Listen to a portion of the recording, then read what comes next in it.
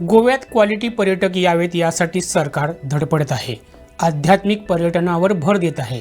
इथं येणाऱ्या पर्यटकांनी शिस्त बाळगावी, इथल्या संस्कृतीचं पालन करावं यासाठी वारंवार सूचना देत आहे।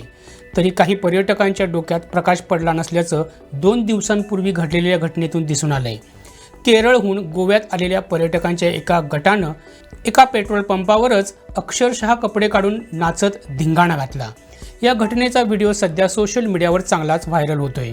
मिळालेल्या माहितीप्रमाणे दक्षिण गोव्याच्या केपे शहरातील एका पेट्रोल पंपावर केरळची टुरिस्ट बस पेट्रोल भरण्यासाठी थांबली होती। तिथंच बसमधील तरुण उतरले आणि त्यांनी कपडे काढून डीजेवर नाच करण्यास सुरुवात केली। हे तरुण मद्याच्या नशेत तर्र होऊन धिंगाणा घालत होते। साधारण रात्री 10 वाजण्याच्या सुमारास हा धिंगाणा चालू असताना एका स्थानिकानं आपल्या मोबाईलवर हा व्हिडिओ काढला आणि सोशल मीडियावर व्हायरल केला। हे पर्यटक केरळहून आल्याचं समजतंय। आता या क्वालिटीच्या पर्यटकांना ताळ्यावर आणण्यासाठी पर्यटन खातं काय करणार असा सवाल उपस्थित केला जातोय।